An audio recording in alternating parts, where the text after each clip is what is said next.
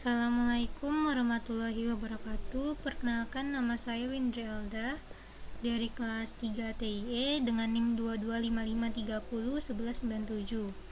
Nah, di sini saya akan menjelaskan tentang pemrograman mobile dasar dengan menggunakan aplikasi Android Studio dengan bahasa Kotlin. Bahasa Kotlin adalah bahasa pemrograman yang digunakan untuk membuat aplikasi, terutama untuk Android. Nah, bahasa ini mudah dipahami karena sintaksnya sederhana dan juga jelas, sehingga kita yang pemula bisa cepat belajar. Terus kemudian Kotlin juga aman dari kesalahan umum seperti kesalahan null dan juga mendukung pemrograman berorientasi objek, yang berarti kita bisa membuat program dengan mengelompokkan data dan fungsi dalam kelas. Nah, di sini saya telah membuat beberapa contoh. Ada beberapa. Di sini saya akan menjelaskannya satu persatu. Nah, di sini kita bisa mulai dari tipe data. Di sini perintah println ini berfungsi untuk menampilkan teks yang berada di dalam petik 2 ini. Jadi apapun yang kita ketikkan di dalam petik 2 ini akan ditampilkan di hasilnya kalau kita menggunakan perintah println. Nah, di sini juga ada var angka sama dengan 15. Ini itu adalah pendeklarasian variabel. Nah, yang berarti variabel angka ini akan diberikan nilai yaitu 15. Kemudian kita akan tampilkan lagi dengan memanggil variabel angka tersebut, sehingga hasilnya bisa kita tampilkan di bawah nanti. Nah, di sini juga ada pendeklarasian variabel juga. Apa sih bedanya var sama val ini? Nah, jadi kalau var ini variabelnya itu bisa diubah nantinya, nantinya bisa diubah. Nah, sedangkan kalau misalkan variabel val ini nggak bisa diubah, itulah yang membedakan di antara keduanya ini. Kemudian kita bisa lihat di sini ada yang pendeklarasinya pakai titik 2, ada keterangannya lagi, ada yang enggak. Nah, apa sih bedanya?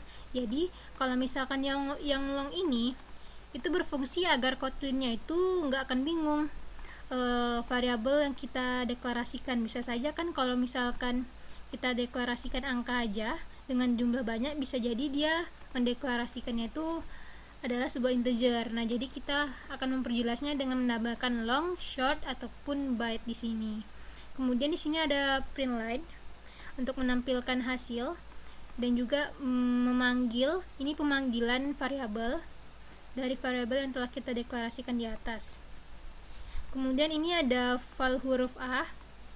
Nah, di sini ini adalah pembuatan variabel untuk karakter. Di sini cuma hanya, kalau untuk karakter itu cuma bisa satu huruf saja.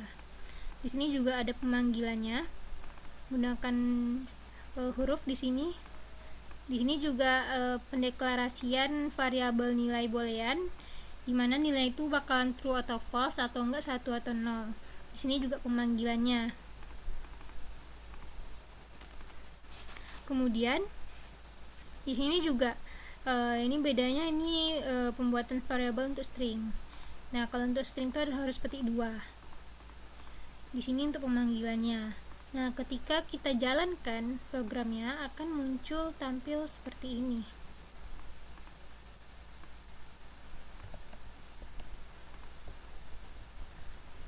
Nah, berarti program ini tuh bisa mencetak pesan, hasil operasi matematika, dan juga nilai dari berbagai tipe data seperti yang tadi ada integer, double, float, long, short, byte, char, boolean, string dengan menggunakan fungsi println. Nah, yang kedua itu ada array. Nah, di sini kita bisa lihat pertama itu ada pendeklarasian array. Yang ini adalah pendeklarasian array.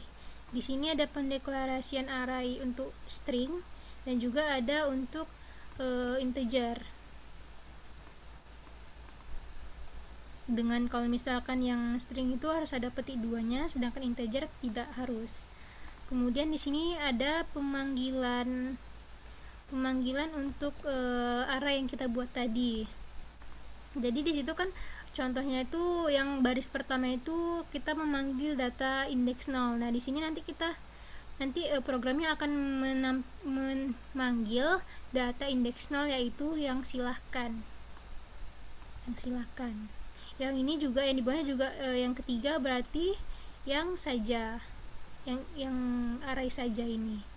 Kemudian program akan mencetak seluruh isi array tersebut dengan menggunakan perintah ini, content depth to string, untuk menampilkan semua elemen. Nah, setelah itu mencetak panjang array yang terdiri dari 4 elemen. Nah, di sini menggunakan ini yang size. Kemudian sama seperti tadi, yang di sini juga sama seperti tadi untuk pemanggilan array juga. Ini dipanggil array kedua. Yang ini juga untuk menampilkan semuanya seperti yang ini juga. Berarti sama juga sama seperti tadi. Nah, di sini kalau yang set ini berfungsi untuk mengganti elemen indeks keempat dari coba array 2 dari 5 menjadi 10. Jadi nanti hasilnya itu bakal berganti hasilnya itu. Jadi bisa kita jalankan.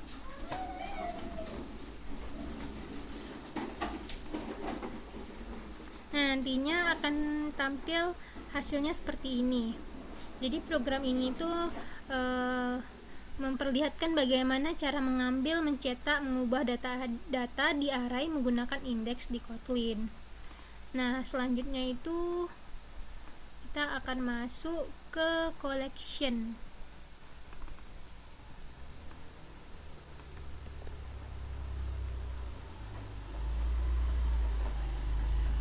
Nah, di sini ada kata mutable list. Apa sih mutable list itu? Mutable list itu berfungsi agar program itu akan mendeklarasikan kata mutable sebagai mutable list dengan elemen awal hi, halo, atau aloha. Nah, di sini. Ini berfungsi untuk mendeklarasikan. Kemudian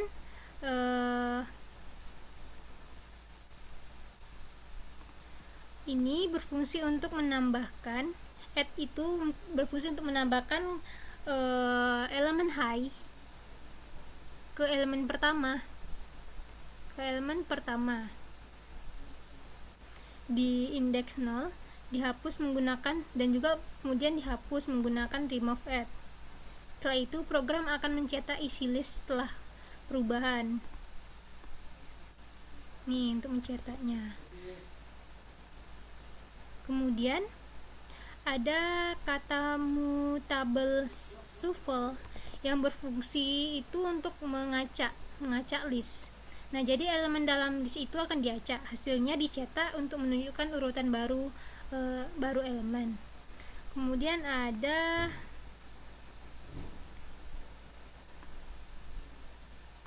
ini berfungsi untuk kata mutable lagi. Ada kata mutable lagi sama seperti tadi untuk dideklarasikan sebagai list yang tidak dapat diubah. Kemudian mengambil nilai dari kata mutable. Diambilnya nilai dari kata mutable. Terus ke elemen pertama dari kata mutable ditampilkan menggunakan first. Akan ditampilkan menggunakan first dengan kalimat seperti ini. Kemudian ada penggunaan set. Ini penggunaan set. Jadi coba set itu dideklarasikan sebagai set string yang berisi elemen unik, yaitu belajar, pemrograman, mobile, dan isinya akan dicetak dengan pemanggilan seperti ini. Kemudian juga akan ada coba map yang ini. Coba map itu adalah map in string yang menyimpan pasangan kunci nilai. Terus program akan mencetak nilai-nilai dalam peta dengan coba maps value. Jadi ketika kita jalankan pemrogramannya, hasilnya akan seperti ini.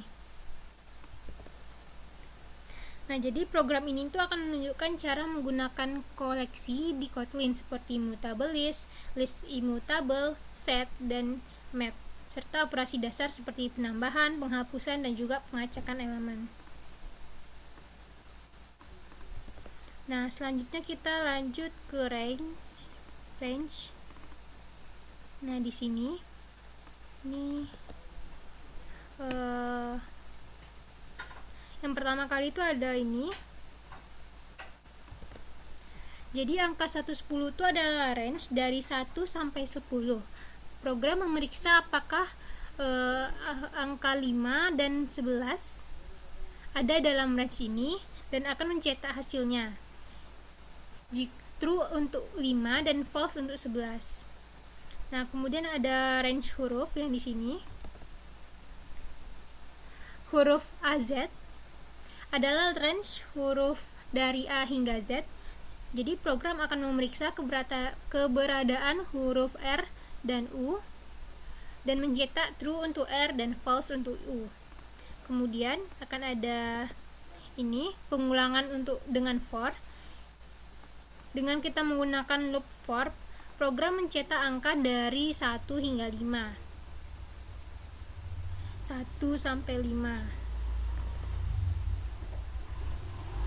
1 sampai 5 itu adalah range dari 1 hingga 5 yang dicetak dengan cara yang sama. Nah, kemudian juga ada penggunaan down to. Yang ini. Jadi 7 kedua itu adalah range yang menghitung mundur dari 7 hingga 2. Jadi program akan mencetak angka-angka ini dalam urutan menurun.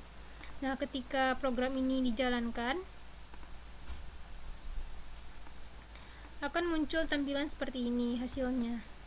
Jadi program yang tadi itu secara keseluruhan itu berfungsi untuk menunjukkan cara kita menggunakan range dalam Kotlin untuk melakukan pengecekan dan iterasi angka dan huruf. Nah, kemudian kita lanjut ke condition if dan else.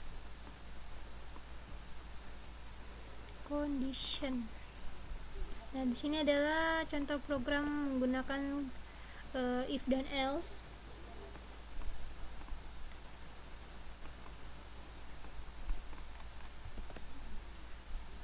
Nah, jadi kita yang pertama itu adalah pemeriksaan bilangan genap. Yang ini. Jadi program ini akan memeriksa apakah angka 50 genap dengan angka modulus 2 sama dengan 0. Jika true, maka program akan mencetak sama rata. Diikuti dengan ini di luar if loh gitu loh. Terus kemudian ini ada pendeklarasian variabel nilai yang berfungsi untuk membandingkan nilai. Jadi nilai 1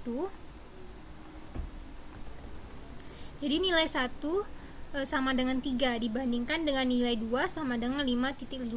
Karena 3 lebih kecil, maka program akan mencetak nilai 3 lebih kecil daripada 5.5. Jika tidak, maka program akan mencetak coba cek lagi. Kemudian ada pernyataan dan logika bersyarat. Pernyataan dibandingkan dengan senang dan sedih karena tidak cocok, maka program akan mencetak saya minta maaf. Tapi kalau misalkan cocok, maka program akan mencetak ini contoh saja. Terakhir itu ada file nilai sama dengan 10. Ini tuh berfungsi untuk pemeriksaan bilangan. Jadi untuk nilai 10, program akan memeriksa apakah nilainya negatif. Nah, karena tidak, program memeriksa apakah genap atau ganjil. Jadi karena 10 genap, maka program akan mencetak bilangan adalah bilangan genap gitu. Kita coba jalankan. Nah, ini adalah hasilnya. Jadi program yang tadi itu secara keseluruhan kita bisa dapat simpulkan bahwa program ini menunjukkan penggunaan struktur kontrol if else untuk memeriksa kondisi dan membuat keputusan berdasarkan nilai yang diberikan. Selanjutnya kita lanjut ke condition when. Ini adalah codingannya.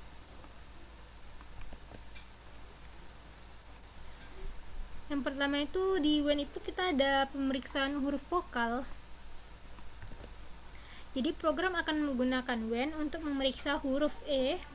Karena E adalah huruf vokal, maka akan mencetak A sama dengan huruf vokal,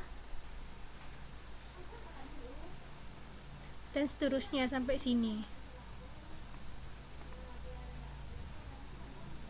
Maka nanti akan muncul yang ini. Kemudian ada val angka sama dengan 11, when jadi ini nih berfungsi untuk pemeriksaan angka genap atau ganjil. Nah, dengan when program bisa memeriksa angka 11 itu ganjil atau tidak. Nah, karena 11 itu tidak termasuk dalam angka genap atau bisa dibilang ganjil, maka program akan mencetak angka ini adalah ganjil. Kemudian akan dilanjutkan dengan rentang nilai. Nah, di sini program akan memeriksa apakah nilai 88 dalam rentang, karena 88 berada antara 10 sampai 99, maka program akan mencetak 88 berada di antara angka 10 sampai 99. Kemudian yang ini berfungsi untuk pemeriksaan nilai kuis. Nah, di sini untuk nilai kuis sama dengan 40, program memeriksa apakah berada dalam rentang 0 sampai 50. Nah, karena nilainya dalam rentang tersebut, maka program akan menghitung berapa poin yang diperlukan untuk lulus dan mencetak pesan yang sesuai. Nah, untuk hasilnya dari program ini kita bisa run, dan ini adalah hasilnya. Ini yang tadi akan muncul huruf ini, angka A sama dengan huruf vokal. Jadi kesimpulan dari yang ini tuh program yang tadi itu secara keseluruhan menggunakan struktur control when untuk memeriksa kondisi dari huruf, angka, dan juga rentang nilai, memberikan output yang sesuai berdasarkan hasil pemeriksaan tersebut. Kemudian kita lanjut ke looping. Nah, di sini untuk loopingnya saya gabungkan antara looping for sama looping do while, sama yang looping for saya gabungkan. Nah, di sini kita bisa lihat untuk yang looping for itu yang ini. Jadi program akan mencetak angka dari 15 hingga 25 menggunakan for,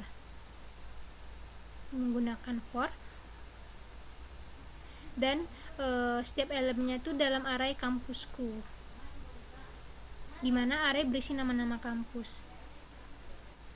Kemudian ada index array menggunakan for, yang ini array kampusku.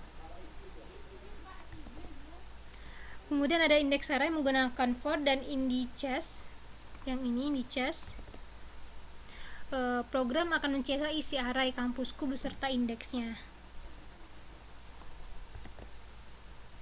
Kemudian ada pemeriksaan genap dan ganjil.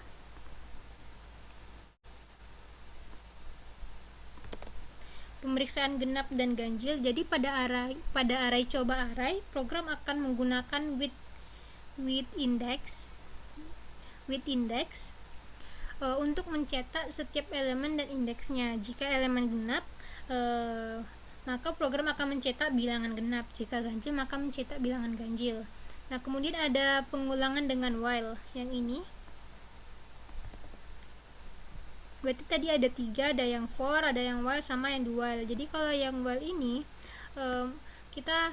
program akan menggunakan loop while untuk mencetak nilai angka dari 10 hingga 5 dan mengurangi angka setiap iterasinya. Dan terakhir itu ada pengulangan do while.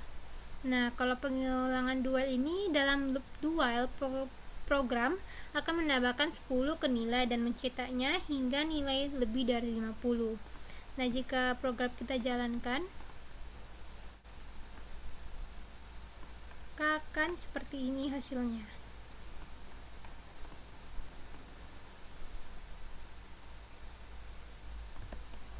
Nah, Nah, jadi dengan program tersebut kita bisa melihat bahwa program ini menunjukkan berbagai cara untuk melakukan pengulangan dan iterasi dalam Kotlin, baik dengan for, while, ataupun do while, serta cara untuk memeriksa sifat bilangan genap dan ganjil.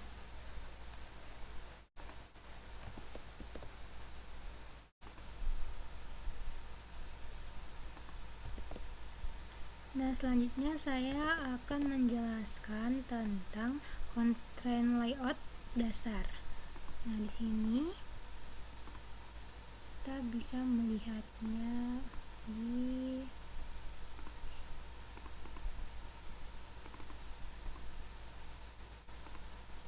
Nah, ini dia tampilannya.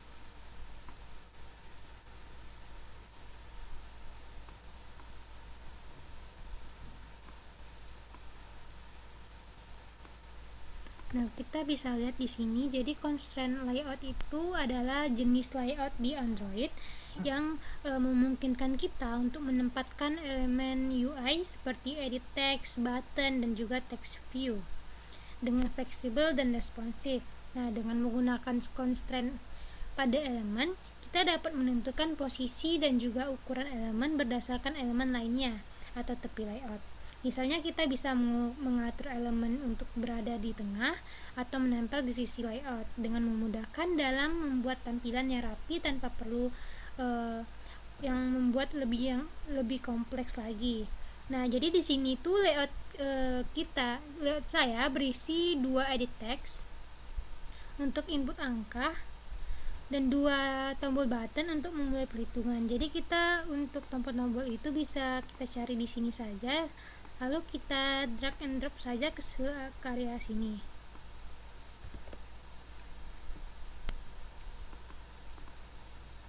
Nah, jadi setiap elemen terhubung menggunakan constraint yang mengatur posisi relatif mereka di dalam layout.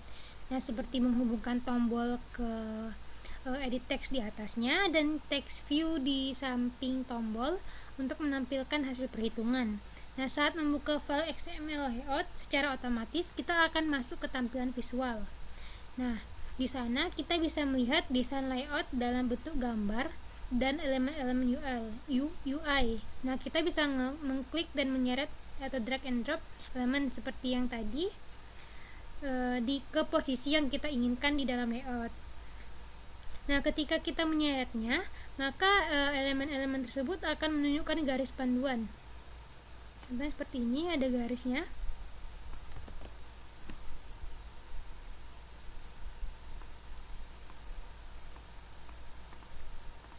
Nah, jadi kita menyeretnya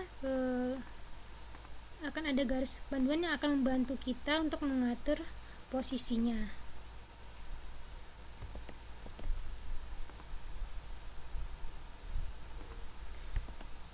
Jadi ketika kita men-drag and drop-nya akan ada garis bantuan yang berfungsi untuk mengatur posisi relatif elemen-elemen tersebut terhadap elemen lainnya atau parent view.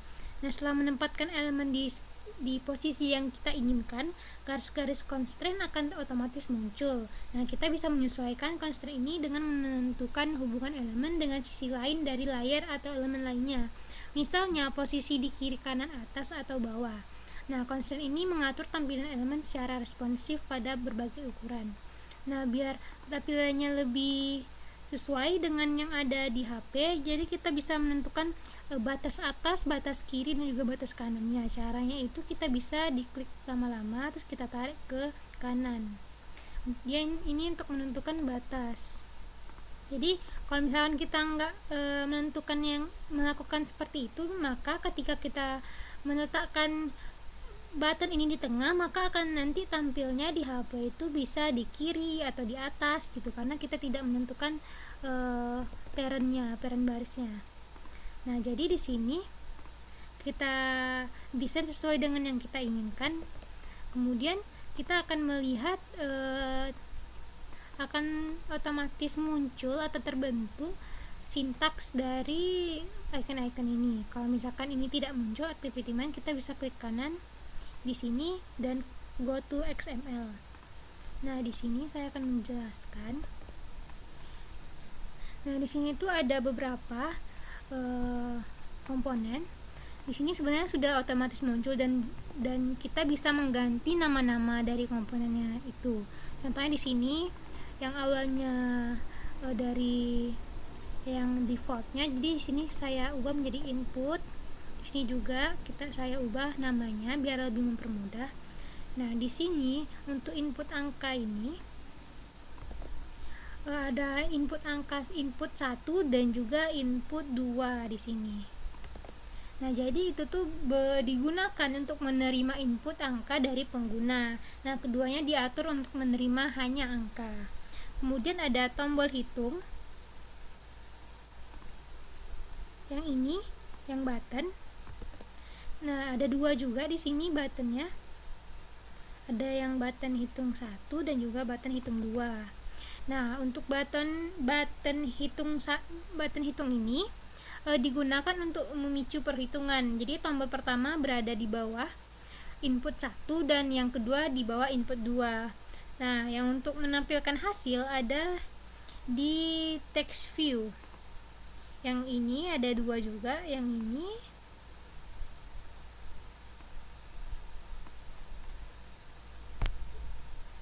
dan juga yang ini ada dua.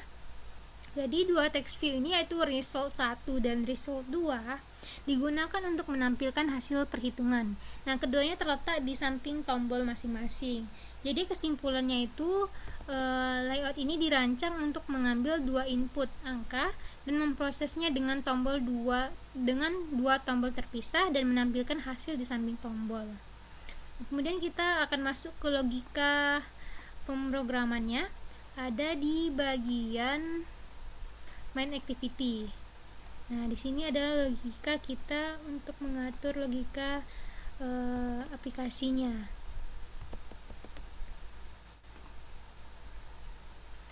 Nah, jadi untuk di file main activity ini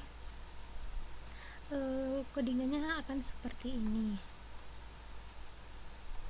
Nah, jadi untuk yang pertama itu ada onCreate yang ini.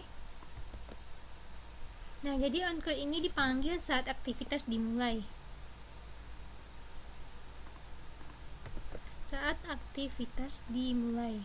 Nah, jadi ini adalah tempat awal untuk menginisialisasikan komponen tampilan dan logika.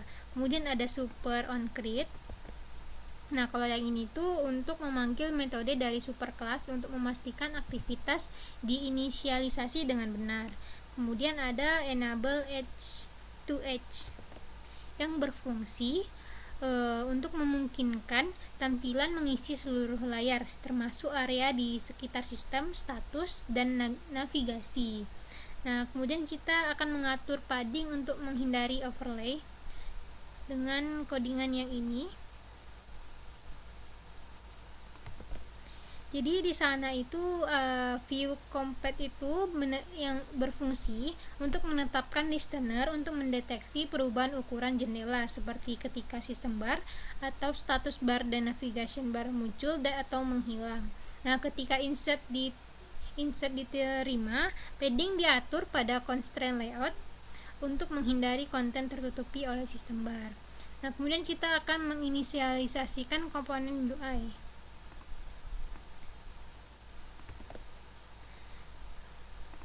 Nah, jadi yang ini itu tuh mengambil referensi ke elemen UI yang telah kita definisikan sebelumnya di file activity main. Di sini kan ada input 1, input 2, btn hitung 1, hitung 2 dan juga result 1 dan juga result 2.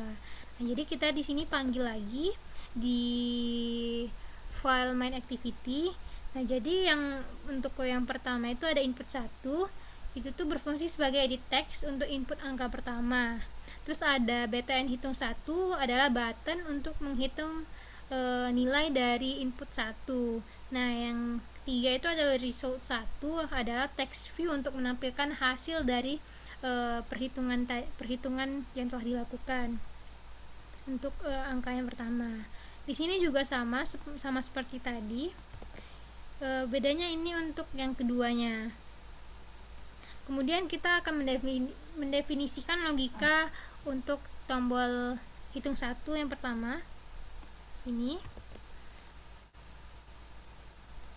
Jadi ketika BTN hitung 1 ditekan, maka listener akan dieksekusi mengambil teks dari input 1 dan mengubahnya menjadi string.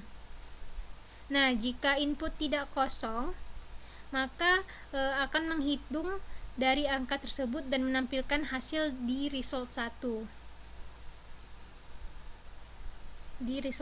Nah, kalau misalkan kosong, akan menampilkan pesan kosong seperti ini di result 1 juga. Nah, hampir sama seperti tadi yang untuk button hitung 2-nya juga. Ketika button hitung 2 ditekan, listener akan dieksekusi mengambil teks dari input 1, input 2 maksudnya, dan juga input 1. Nah, jika kedua input tidak kosong, maka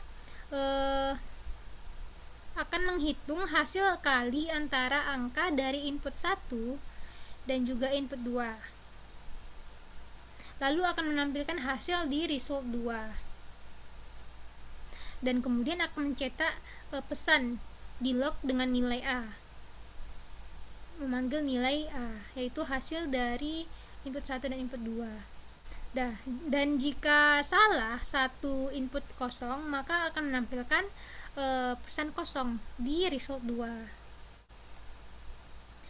Nah, jadi tampilannya akan seperti ini. Ketika misalkan kita inputkan 8, maka dia akan menghitung 8 dikali 8, yaitu 64. Nah, di sini kita bikin 2. Nah, maka dia akan menghitung 8 dikali 2, yaitu 16. Dan ketika kita kosongkan di sini, dia akan tampil teks kosong. Di sini juga seperti itu, kita kosongkan, kita klik button hitung, maka akan tampil teks kosong. Nah, seperti itu.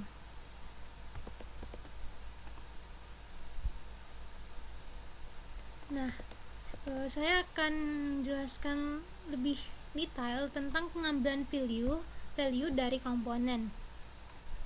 Jadi dalam kode ini, nilai dari komponen edit text akan diambil menggunakan find view by ID yang ada di sini.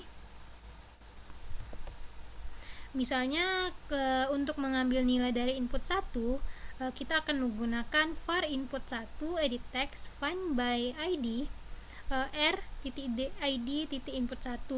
Nah, setelah itu untuk mendapatkan nilai yang dimasukkan pengguna, kita bisa menggunakan var a input 1 text to string yang ini. Nah, ini akan mengkonversi teks dari edit text menjadi string. Nah, jika pengguna memasukkan angka, kita bisa mengubah string tersebut menjadi integer dengan to in yang ini. Nah, kemudian untuk set value ke komponen berdasarkan set on click listener, pengguna bisa mengklik tombol button yang ditetapkan set on click listener. Fungsi di dalam listener tersebut akan dieksekusi. Contohnya saat pengguna menekan BTN hitung 1, kode ini akan dijalankan. Kode yang ini akan dijalankan. Nah, di sini jika input tidak kosong, maka nilai A akan dikalikan dengan dirinya sendiri, dan kalau misalkan hasilnya kosong, maka akan tampil tulisan kosong. Nah, jadi hasilnya itu akan ditampilkan di result 1 menggunakan set text yang ini. Dengan cara ini kita bisa menginteraksikan dengan UI berdasarkan tindakan pengguna. Nah, saya akan meringkaskan cara alur kerjanya tadi. Jadi, aktivitas dimulai dan ditampilkan diatur dengan set content view yang tadi. Jadi setelah itu listener akan diatur untuk tombol hitung dan hitung 2 saat tombol ditekan. Jadi program akan memeriksa apakah inputan tidak kosong dan melakukan perhitungan. Nah, menghitung perkalian dari angka di input 1, dan juga hitung 2 juga menghitung hasil kali antara angka di input 1 dan juga input 2. Nah, hasil kemudian akan ditampilkan di text view masing-masing, yaitu result 1 dan result 2, atau menampilkan pesan jika inputan kosong. Seperti ini, kalau misalkan ada angkanya akan tampil. Nah, sekian dari saya. Mohon maaf jika ada kesalahan. Assalamualaikum warahmatullahi wabarakatuh.